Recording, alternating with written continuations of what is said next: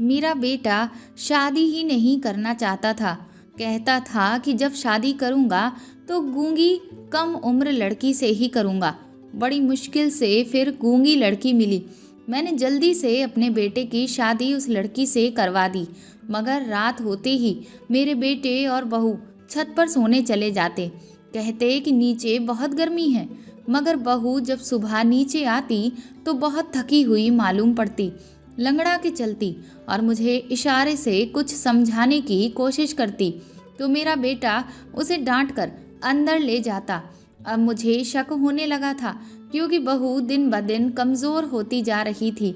एक रात मैं इस राज का पता लगाने के लिए छत पर छुप कर बैठ गई।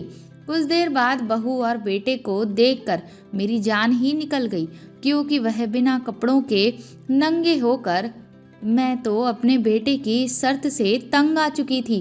मैं जब भी उससे कहती कि मैंने तुम्हारे लिए एक बहुत खूबसूरत लड़की पसंद की है, मेरी बात सुनकर मेरा बेटा कहता, माँ मुझे खूबसूरत लड़की नहीं, एक गूंगी लड़की से शादी करनी है। पहले पहल तो मुझे लगा कि शायद मेरा बेटा मेरे साथ मजाक कर रहा है, इसलिए मैंने उसकी बात पर ज़्यादा ध्यान नहीं दिया और लड़कियां पसंद करती रही। मैंने इस बार खूबसूरत सी लड़की पसंद कर ली थी, पर जब मैंने उस लड़की की तस्वीर अपने बेटे को दिखाई तो वह कहने लगा, माँ क्या ये लड़की गूंगी है? मैं उसकी बात सुनकर हंस पड़ी और बोली, नहीं ये लड़की तो बहुत प्यारा बोलती है, उसकी आवाज़ तो बिल्कुल कोयल जैसी है। मेरा बेटा गुस्से से बोला, माँ अपना और मेरा वक्त खराब मत करिए। जब मैंने कह दिया कि मुझे कम उम्र गूंगी लड़की से शादी करनी है तो आप मेरी बात मान क्यों नहीं लेती? अब मैं चौंक गई थी कि क्या सच में मेरे बेटे की यही मर्जी थी। मैंने कहा, अमन ऐसी भी क्या बात हो गई कि तुम्हें गूंगी लड़की ही चाहिए? अमन बोला, माँ मैं तो शादी ही नहीं करना चाहता, पर आप इतना जिद कर रही हैं तो मैं मान गया हूँ, पर एक ही शर्त पर कि मैं जब शादी करूँगा तो कम उम्र गूंगी लड़की से ही करूँगा। मैं अजीब सी परेशानी से घिर गई थी क्योंकि मैं अमन को बचपन से जानती थी। वह शुरू से ही बहुत गंभीर था, हर वक्त गहरी सोच में डूबे रहता, अपने काम से काम रखने वाला। उसने कभी बेवजह हंसी मजाक भी नहीं किया था, इसलिए मैं अच्छी तरीके से जानती थी कि वह ये सब मजाक में नहीं कह रहा है, क्योंकि उसकी हर बात पत्थर की लकीर होती थी। एक बार फिर मैंने उसे समझाते हुए कहा, बेटा अगर तुम अभी शादी नहीं करना चाहते हो तो ठीक है, पर ये गूंगी लड़की क्यों? उसने कहा, क्यों माँ, गूंगी लड़कियाँ इंसान नहीं होती? मैंने कहा, बेटा ऐसी बात नहीं है, मगर तुम अच्छी तरीके से जानते हो कि मैंने अगर तुम्हारे लिए गूंगी लड़की ढूंढी तो लोग हम दोनों का मजाक बनाएंगे। लोग कहेंगे कि अमन में न जाने ऐसी कौन सी कमी थी जो मैंने तुम्हारे लिए गूंगी लड़की ढूंढी। उसने कहा, माँ मैंने आज तक किसी की परवाह नहीं की, मुझे लोगों की बातों से कोई मतलब नहीं है। मैं शादी करूँगा तो कम उम्र गूंगी लड़की से ही करूँगा। अमन की जिद के आगे मैंने हार मान ली थी, मगर सबसे बड़ी परेशानी तो यह थी कि गूंगी लड़की ढूंढूं तो कहाँ से ढूंढूं। खैर अमन के इस फैसले को मैंने मान लिया क्योंकि मैं चाहती थी कि अमन का घर जल्द से जल्द बस जाए, क्योंकि मेरा एक ही बेटा था। मैं चाहती थी कि उसका घर अपने जीते जी बसा देख सकूं। एक ये भी वजह थी कि मेरी उम्र अब धीरे धीरे ढल रही थी, मुझसे घर के काम भी नहीं होते थे। जब अमन 2 साल का था तो उसके पापा इस दुनिया से चल बसे थे। उस वक्त मेरी उम्र बहुत कम थी। मुझे लोगों ने मशवरा दिया कि मैं दूसरी शादी करके अपना घर बसा लूं, मगर मैं अमन की वजह से ये कदम ना उठा सकी। अपनी औलाद तो हर इंसान को प्यारी होती है, मगर मुझे अमन से इस कदर प्यार था कि मैं उसके लिए कुछ भी कर सकती थी। जब भी मुझसे कोई कहता कि तुम दूसरी शादी कर लो तो मेरे दिमाग में ख्याल आता कि अगर मेरे दूसरे पति ने मेरे बेटे का ख्याल ना रखा, अगर उसने अमन की जिम्मेदारी लेने से इनकार कर दिया तो मैं क्या करूँगी। बस इसी वजह से मैंने दूसरी शादी नहीं की। मुझे अमन से बहुत लगाव था। मैंने अपने घर का माहौल एकदम दोस्ताना रखा था। मैं चाहती थी कि मैं और अमन एकदम दोस्तों की तरह रहें और एक दूसरे के साथ हर बात शेयर करें, पर मैं ऐसा करने में नाकाम रही। न जाने अमन क्यों खोया खोया सा रहता था। शुरू शुरू में तो मुझे लगा कि बच्चा छोटा है, बाप की कमी को महसूस करता होगा शायद, जब बड़ा हो तो ठीक हो जाएगा। मगर ये मेरी गलतफहमी थी। वह तो बड़े होने के बाद और गुमसुम रहने लगा। फिर मैंने सोचा उसकी किसी ऐसी लड़की से शादी करवाऊंगी जो बहुत हंसमुख होगी, जो अमन से ढेर सारी बातें करेगी और अमन धीरे धीरे सुधर जाएगा। मगर मेरे इस अरमान पर भी अमन ने पानी फेर दिया था। हमेशा की तरह इस बार भी मैंने अमन की ख्वाहिश के आगे हार मान ली थी। मैं उसके लिए अब गूंगी लड़की ढूंढने लगी थी। मगर मुझे ये नहीं पता था कि गूंगी लड़की ढूंढना इस कदर मुश्किल हो जाएगा। मैंने कुछ लोगों से कहा भी कि मुझे अमन के लिए गूंगी लड़की चाहिए, पर परेशानी की बात तो यही थी कि कोई भी मेरी बात गंभीरता से नहीं लेता था। मैं जिस किसी से गूंगी लड़की की बात करती, वह कहता, छोड़ो तुम गूंगी लड़की, ये तस्वीर देखो, ये कितनी प्यारी लड़की है, एमए पास है और बहुत खूबसूरत भी है। लड़कियों की तस्वीरें दिखाकर लोग तारीफ करते हुए नहीं थकते थे। लेकिन मैं अब बहुत परेशान हो चुकी थी। मेरे हाथ में कुछ भी नहीं था। एक दिन मैंने बड़ी मुश्किल से घर का काम निपटाया और थोड़ी देर के लिए चारपाई पर बैठ गई। तभी मेरे दरवाजे पर दस्तक हुई। एक औरत आई और उस औरत को देखते ही मैं पहचान गई। वह अक्सर ही हम लोगों के घर आकर कुछ खाने पीने की चीज़ें मांग लिया करती थी। वह बहुत गरीब थी। मुझे लगा शायद कुछ खाने पीने की चीज़ मांगने आई होगी। उसे देखकर मैंने कहा, बैठो, मैं तुम्हारे लिए कुछ लाती हूँ। उसने कहा, नहीं दीदी, मुझे आज कुछ चाहिए नहीं, मैं आपसे कुछ कहने आई हूँ। मैंने कहा, हाँ बताओ, क्या बात है? उसने कहा, दीदी, ये बात कहना ठीक भी नहीं है कि नहीं, बस आपके बारे में सुना है कि इस वक्त आप बहुत परेशान हैं, तो बताने आ गई। अगर मेरी बात आपको बुरी लगे तो नादान समझकर मुझे माफ़ कर दीजिएगा। मैंने कहा, बताओ तो सही, क्या बात है? इतनी पहेलियाँ क्यों बुझा रही हो? जो भी कुछ कहना है साफ साफ कहो, कहना क्या चाहती हो? उसने कहा, दीदी, मेरी एक बेटी है जो गूंगी है और कम उम्र भी है। मैंने सुना है कि आपके बेटे ने शर्त रखी है कि वह जब शादी करेंगे तो गूंगी और कम उम्र लड़की से ही करेंगे। अगर आप मेरी बेटी से अपने बेटे की शादी करवाना चाहें तो मैं खुशी खुशी अपनी बेटी की शादी आपके बेटे से करने को तैयार हो जाऊंगी। मैं सुनीता की बात सुनकर गहरी सोच में डूब गई थी।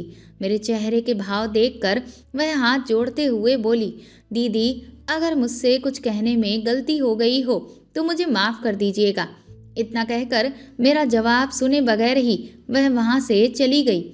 लेकिन मैं सारा दिन सुनीता ने जो भी कहा उसके बारे में सोचती रही। मुझसे तो कोई फैसला हो ही नहीं पा रहा था। इसलिए मैंने सोचा कि सारी बात अमन के सामने रख दूंगी। वह जैसा कहेगा वैसा ही करूंगी। शाम के वक्त अमन जब काम से आया तो मैंने कहा, अमन, मुझे तुमसे कुछ बात करनी थी। उसने कहा, बताओ माँ, क्या कहना है? मैंने कहा, तुम्हें गूंगी और कम उम्र लड़की चाहिए थी, है ना? मगर ये बताओ कि वह लड़की अमीर होनी चाहिए या गरीब, और पढ़ी लिखी हो या अनपढ़? मेरी बात सुनकर अमन के चेहरे पर मुस्कुराहट छा गई और वह मुस्कुराकर बोला, माँ, मुझे सिर्फ गूंगी और कम उम्र लड़की चाहिए, बस मेरी यही डिमांड है। मैंने कहा, अमन, वो जो सुनीता है ना, जो लोगों के घर कभी कभार कुछ खाने पीने की चीज़ें मांगने आ जाती है, वह तुम्हारे लिए अपनी बेटी का रिश्ता लेकर आई थी क्योंकि उसकी बेटी गूंगी है। मगर मैंने उसकी बातों का कोई जवाब नहीं दिया और वह चली गई।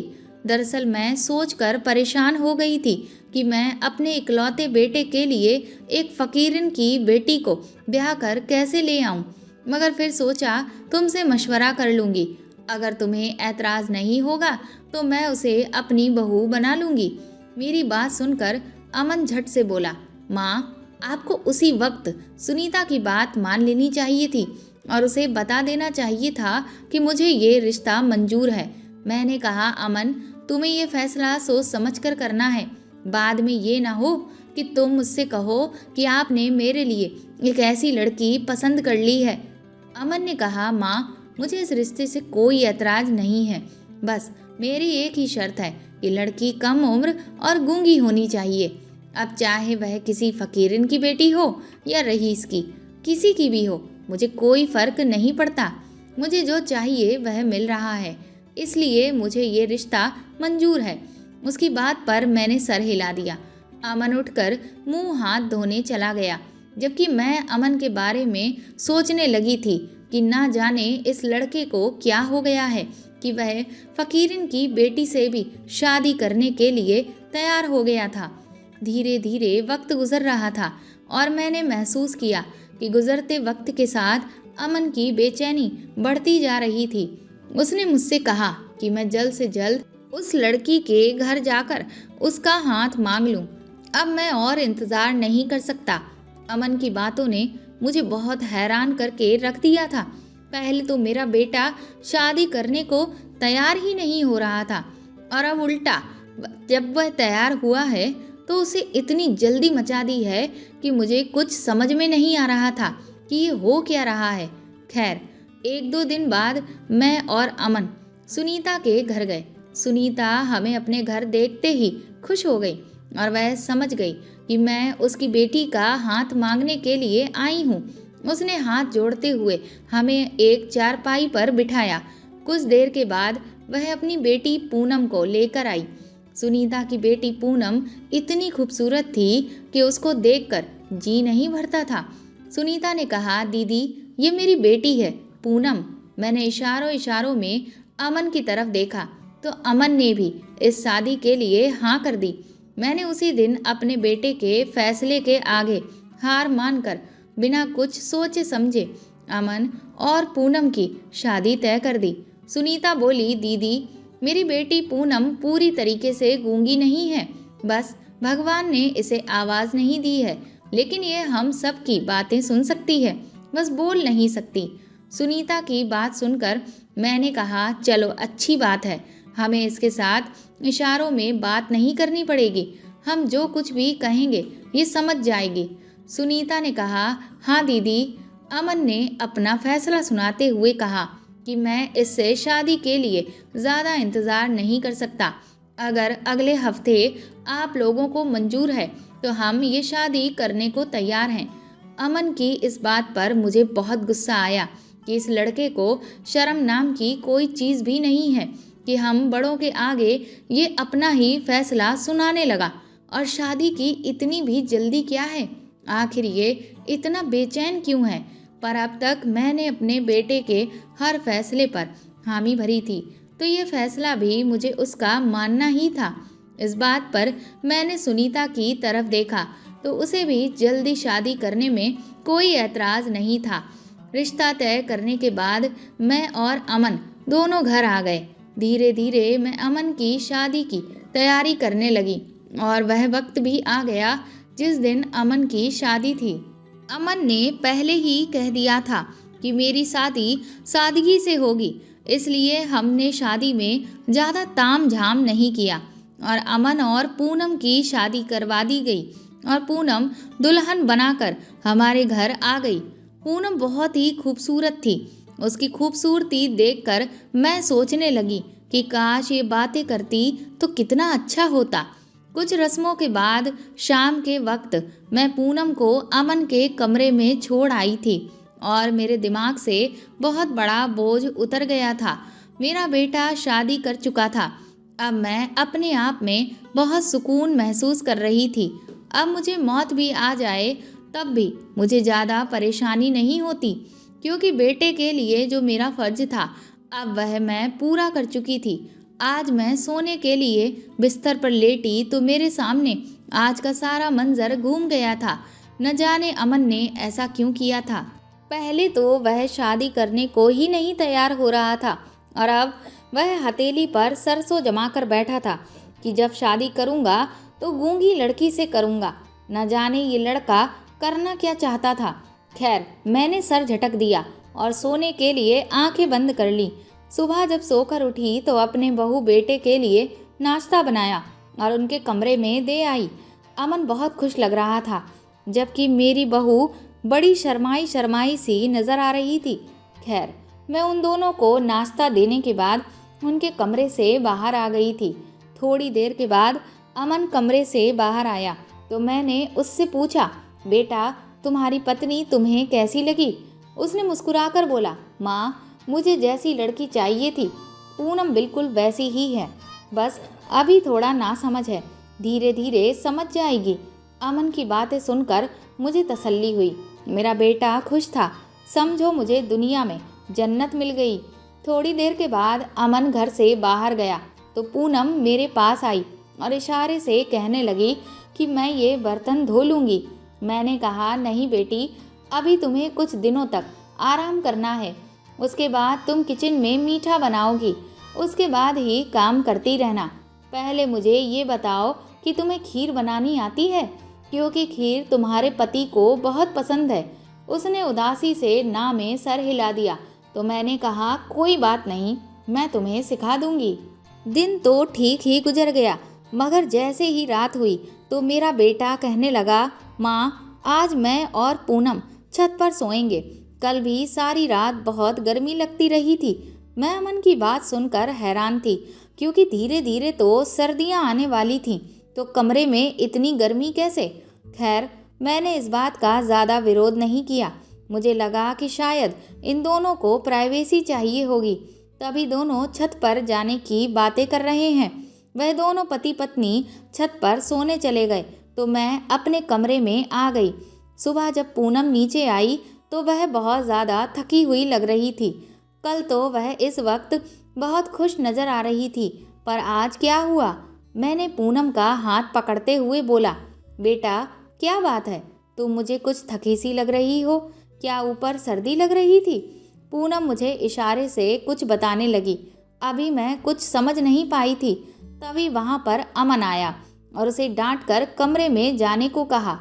पूनम अमन की बात सुनकर कमरे में चली गई। मुझे अमन का ये रवैया बिल्कुल भी अच्छा नहीं लगा, मगर मैं क्या कर सकती थी। मैं नाश्ता बनाने लगी। नाश्ता बनाकर जब मैं कमरे में जाने लगी तो मुझे अमन की बातें सुनाई दी। वह पूनम को डांट कर कहने लगा, पूनम, तुम मेरी एक बात हमेशा याद रखना, हम दोनों पति पत्नी के बीच जो कुछ भी है, हम दोनों के बीच ही रहना चाहिए। मैं तुम्हें इस बात की हरगिज़ भी इजाज़त नहीं देता कि तुम मेरी पर्सनल बातें मेरी माँ के साथ शेयर करो। तुम ये मत समझना कि मैं घर से बाहर चला जाऊँगा तो मुझे पता नहीं चलेगा कि तुमने मेरी माँ को क्या क्या बताया है। अगर मुझे कुछ भी ऐसा वैसा पता चला तो मैं तुम्हें छोड़ दूँगा। मैं तो अमन की बातें सुनकर ही दंग रह गई थी। मैं थोड़ी देर बाद खांसकर उनके कमरे में चली गई। मेरे सामने अमन बिल्कुल नॉर्मल था, बल्कि पूनम के साथ भी हंस हंस के बातें कर रहा था। उन दोनों को नाश्ता देकर मैं कमरे से बाहर आ गई और सोचने लगी कि ना जाने अमन की परवरिश में मैंने कौन सी गलती कर दी है। कुछ दिन गुजरे तो पूनम कहने लगी कि मैं घर के काम काज करना चाहती हूँ। मैंने इस बार ज़्यादा इनकार नहीं किया और रस्म के मुताबिक उसके हाथ से खीर बनवाई और किचन में काम करने की इजाज़त दे दी। एक दिन मैं पूनम के साथ किचन में काम कर रही थी तो मैंने उसके चेहरे को बड़े गौर से देखा। उसका चेहरा मुझे मुरझाया हुआ लग रहा था। उसकी आंखों के नीचे गहरे निशान पड़ गए थे। उसका चेहरा थका थका सा लग रहा था। मेरे घर में हर चीज़ मौजूद थी, खाने पीने की कोई कमी नहीं थी, मगर पूनम मेरे घर आकर बहुत कमज़ोर हो गई थी। इससे तो अच्छा वह अपनी गरीबी में थी, जहाँ पर उसकी माँ मांग मांग कर अपने बच्चों का पेट भरती थी। आज अमन भी ऑफिस गया हुआ था, इसलिए मैंने सोचा कि मैं पूनम से पूछती हूँ कि उसे इस घर में किस चीज़ की कमी है, वह क्यों परेशान रहती है। मैंने उससे कहा, बेटा, तुम खाना पेट भरकर नहीं खाती हो क्या? तुम्हें मेरे हाथ का खाना अच्छा नहीं लगता? उसने ना में सर हिलाया और इशारों में बताने लगी कि ऐसा कुछ नहीं है, मैं पेट भरकर खाती हूँ, आप खाना बहुत अच्छा बनाती हैं। मैंने उसे कहा, तुम्हारी माँ जब मुझसे पूछेगी कि मेरी बेटी इतनी कमज़ोर क्यों हो गई है तो मैं उन्हें क्या जवाब दूंगी। पूनम की आंखें आंसुओं से भीग गई थीं। उसने मुझे इशारों से बताया कि उसे अमन से डर लगता है। उसकी बात सुनकर मैं बहुत ज़्यादा परेशान हो गई थी। मैं बोली, क्यों? अमन से तुम्हें डर क्यों लगता है? उसने तुमसे कुछ कहा है? पूनम एकदम से मेरी ये बात सुनकर फूट फूट कर रोने लगी और मेरे सीने से लग गई। उस बच्ची की हालत मुझसे देखी नहीं जा रही थी। मैंने कहा, क्या बात है पूनम, मुझे खुलकर बताओ बेटा, मैं अमन की खबर लूँगी। उसने मेरे सामने हाथ जोड़ लिए और मुझे समझाने लगी कि आप इस बात का जिक्र अमन से बिल्कुल मत करिएगा, नहीं तो वो मुझ पर गुस्सा करेंगे। मैंने सांत्वना देते हुए उसे समझाया कि तुम बेफिक्र रहो, मैं अमन को कुछ भी नहीं बताऊंगी। पर उसके बाद मैंने पूनम से ज़्यादा पूछताछ नहीं की क्योंकि वह पहले से ही बहुत डरी हुई थी। शाम को अमन जब ऑफिस से आया तो मैं उन दोनों को गौर से देखने लगी तो साफ साफ नज़र आ रहा था कि इन दोनों के बीच कुछ तो ज़रूर है। पूनम की हालत देखकर मैंने सोच लिया था कि आज मैं इस राज से पर्दा हटाकर ही रहूंगी। रात हुई तो अमन और पूनम छत पर सोने चले गए। उन दोनों के छत पर जाते ही मैं सोचने लगी कि अब मुझे सब कुछ अपनी आंखों से देखना होगा कि आखिर माजरा क्या है। मैं धीरे धीरे करके सीढ़ियां चढ़ने लगी, पर छत पर पहुंचते ही सामने का मंजर देख मेरा दिल बैठ गया, बल्कि ये कहें कि मेरी आंखें शर्म से झुक गईं। मेरी छत पर एक बड़ा सा कमरा था और मैं उस कमरे की खिड़की से देखने लगी तो देखा अमन और पूनम उस कमरे में निर्वस्त्र बैठे हुए थे। अमन अपने सामने पूनम को बिठाकर जलती हुई आग में कुछ डालकर मंत्र पढ़ने जा रहा था। उन दोनों को देखकर मुझे सब समझ में आ गया कि ये माजरा क्या है, क्योंकि ये अंधविश्वास का माजरा था। शायद मेरा बेटा अंधविश्वास में फंस चुका था और मुझे अपनी बहू और अपने बेटे दोनों को ही बचाना था। पर मैं बूढ़ी औरत अकेली क्या कर सकती थी? अमन तो वैसे ही मेरी कोई भी बात सुनने को तैयार ही नहीं था। मैंने धीरे से पुलिस के पास फ़ोन कर दिया और सारा माजरा समझा दिया। अमन अपने बगल में एक बड़ा सा खंजर रखे हुए था। उसे देखकर लगता था कि आज वह पूनम की बलि देने वाला है। मैं तो हाथ जोड़कर बस यही दुआ कर रही थी कि पुलिस जल्द से जल्द आ जाए, क्योंकि मेरी इन बूढ़ी हड्डियों में इतनी जान नहीं थी कि मैं अमन को ये सब करने से रोक सकती। कुछ देर के इंतज़ार के बाद तुरंत ही पुलिस आ गई तो उन्होंने मेरे पास फ़ोन किया। मैंने धीरे से दरवाज़ा खोल दिया। पुलिस तुरंत ही छत वाले कमरे के पास पहुंची तो देखा कि दरवाज़ा तो अंदर से बंद था। अमन अब पूनम की बलि देने ही वाला था कि तभी पुलिस ने अमन के सामने गन दिखाते हुए कहा, अमन जल्दी से दरवाज़ा खोलो, नहीं तो हम तुम्हें जान से मार देंगे। अमन दरवाज़ा नहीं खोलना चाहता था। उसने कहा, नहीं, मैं ऐसा कुछ नहीं करने वाला, क्योंकि मुझे कुछ नहीं होगा। तुम लोग गोली चलाओ, मुझे कोई फ़र्क नहीं पड़ेगा। अमन की बातों से हम लोग बहुत परेशान हो गए। पुलिस अमन को बातों में उलझाए हुए थी और पुलिस की कुछ दूसरी टीम उधर दरवाज़ा खोलने में लगी हुई थी।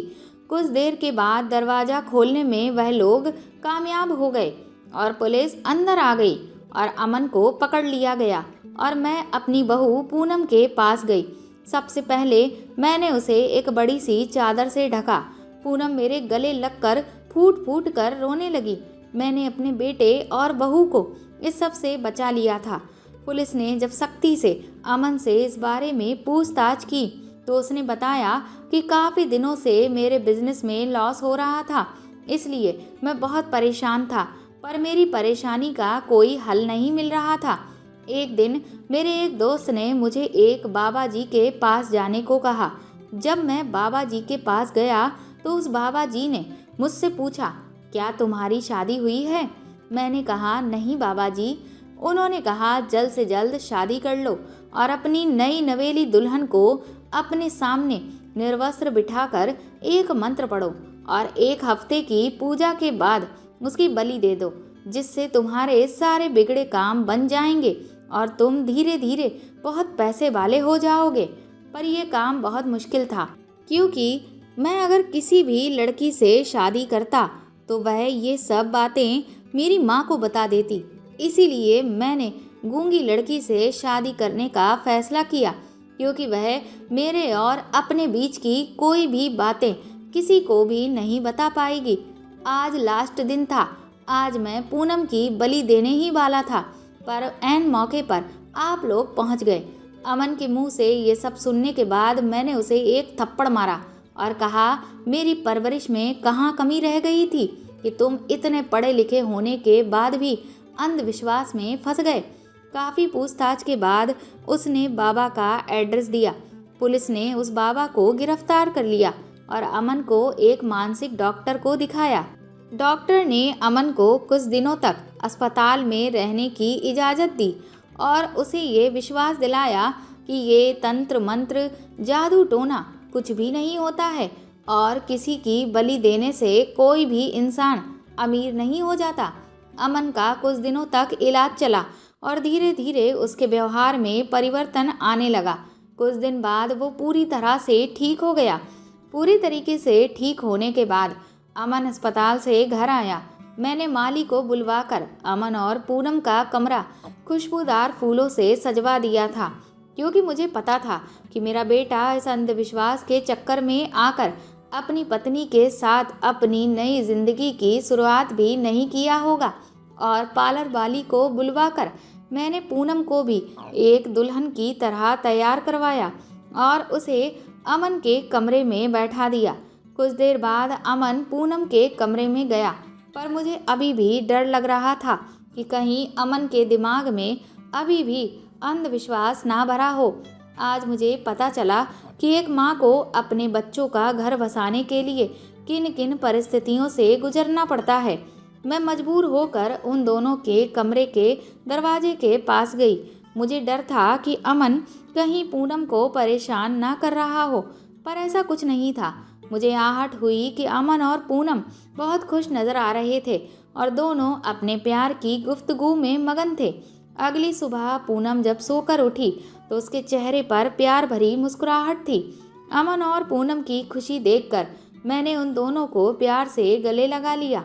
अमन की शादी के बाद मुझे लग रहा था कि मैं अपनी जिम्मेदारी से मुक्त हो गई, लेकिन ऐसा नहीं है।